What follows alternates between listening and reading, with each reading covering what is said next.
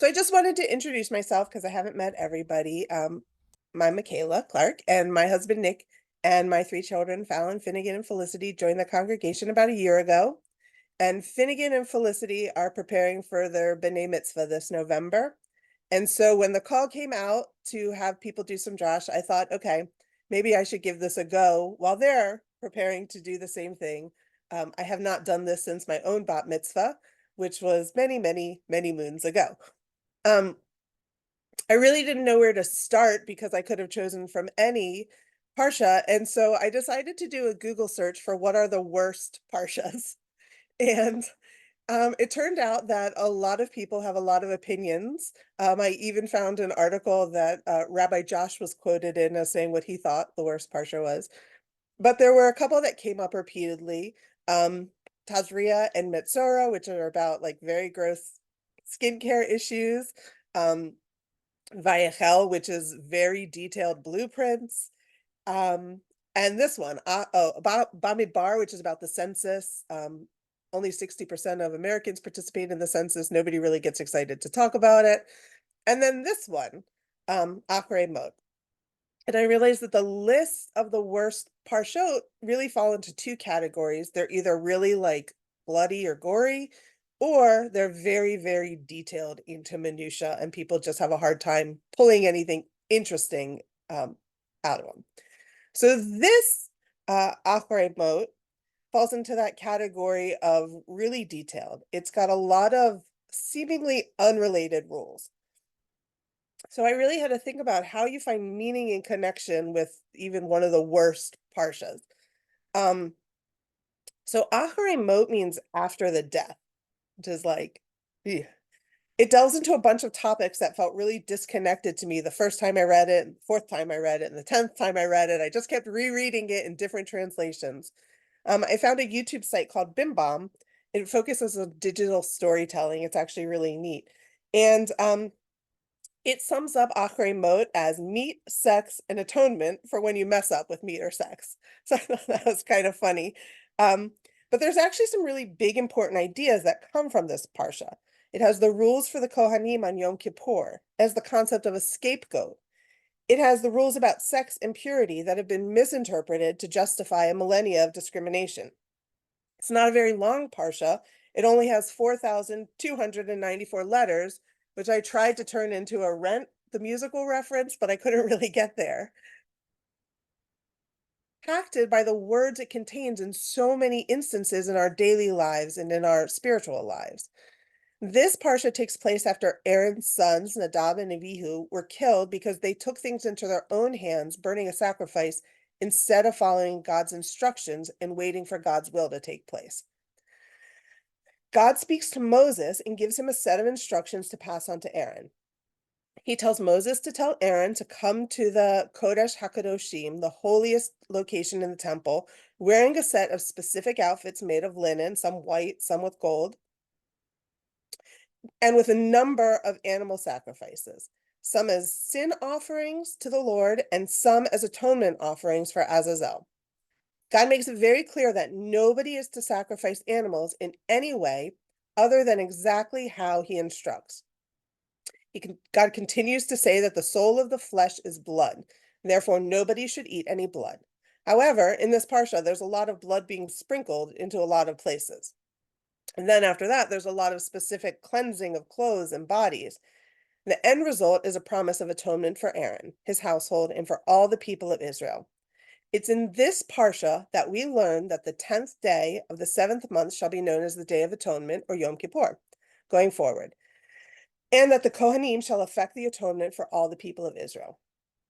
Then the parsha continues on to draw distinctions between other places we have lived, Egypt and Canaan, and state that we should not follow their customs. Then it moves on to a long list of people we should not see naked, that we should not engage in relations with animals, and this doozy, you shall not lie down with a male as with a woman. This is an abomination. Obviously, this tiny sentence has been wrongly used to inflict hate and discrimination and harm on same-sex relationships for thousands of years. At the end of this list of seemingly disconnected rules, Hashem says if you break any of the rules, you should be expelled from the people of Israel. The Torah actually uses the word vomit, as in you'll be vomited away from the rest of the people. It's a lot to digest, and it was hard for me to try and make sense of all of this in a way that relates to our lives today. I read everything I could analyzing this parsha. I read Rashi, who actually thinks the Torah got things wrong when describing the order that the Kohen Gadol wore his linen outfits. Seems like a pretty big oops to me in a parsha that literally comes right after people died because they didn't follow the rules with proper specificity. I read writings from Reform, Reconstructionist, Conservative, Orthodox, and Chabad rabbis. I read sermons that focused on just one element, the clothing or the scapegoat or the anti-LGBTQ plus messaging. But I kept circling back to one question, or really one idea, which is why are all these rules together? Why are they happening here? And why are they this time in the Torah? Why do they all appear after the death? In my readings, I came across a Devar Torah from Rabbi Stephen Carr Rubin, which was actually written in May of 2002 during the Second Intifada. In that drash, Rabbi Carr Rubin said, amidst the rubble and devastation, the flowers and candles left by mourners was a defiant and poignant banner that captured like nothing else the grief and resolve of our Jewish family in Israel, who face uncertainty and sorrow every single day.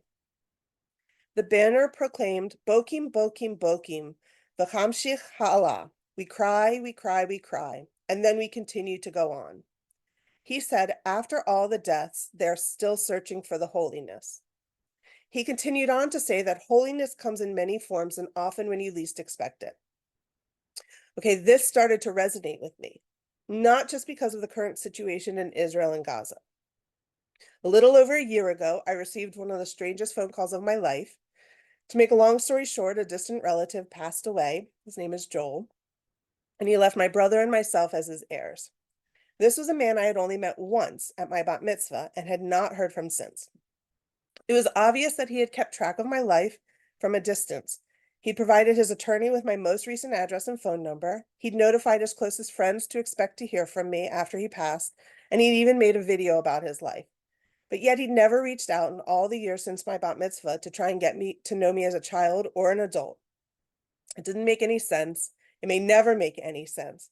Yet my brother and I were plunged into a situation where we had to take on the role of his heirs, starting out with planning his funeral. We'd been blessed that so far in our lives, we've not had to plan a funeral. So we didn't have our own experiences to pull from, but we knew he was Jewish, and we knew there are rules and customs about Jewish funerals, and we knew he was a decorated Vietnam veteran, and there are rules about military funerals. And with those ideas in mind, we scheduled appointments with a rabbi, a funeral home, the point of contact at Arlington National Cemetery, and some of Joel's friends to plan ways to honor his life and his memory. We spoke to all of these people about Tahara and Tahrim, having his body cared for and dressed in very simple shroud. We talked about timing, as Judaism requires a quick burial, and Joel's wish was to be buried at Arlington National Cemetery with full military honors, including a flyover. We learned about the rules of saying Kaddish when there's no immediate family members available, and I chose to take on that ritual for the full 11 months. Through this process, we learned about the incredible person that Joel was. He served our country, earning a Silver Star Medal, the second highest military honor there is. He served his community as a beloved police officer. He actually graduated from the police academy when he was 67 years old.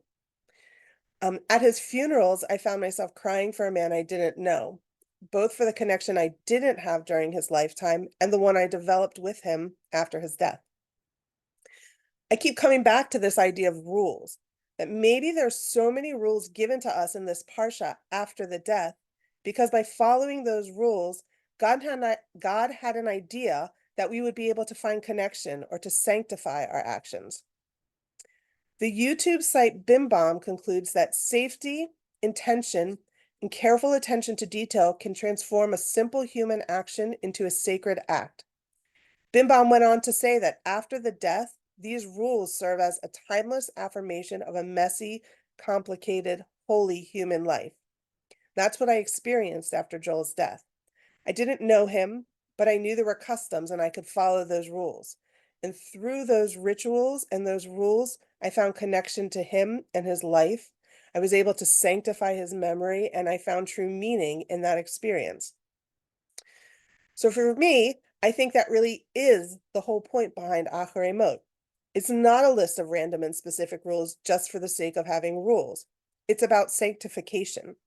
It's about looking at things that can be done in a mundane way and instead focusing on that minutia, on every little detail, and acting in a purposeful way to bring sanctity.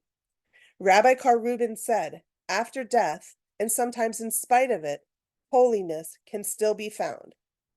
Joel was born on May 5th of 1939. That wasn't even on my radar when I chose this parsha. I actually just looked it up because I wanted to make sure I had the right medal. So I pulled up his obituary and realized his 85th birthday would actually be tomorrow. It's kind of interesting to me that the rules and the rituals led me to talk about him on this weekend with you. And I thank you for that opportunity.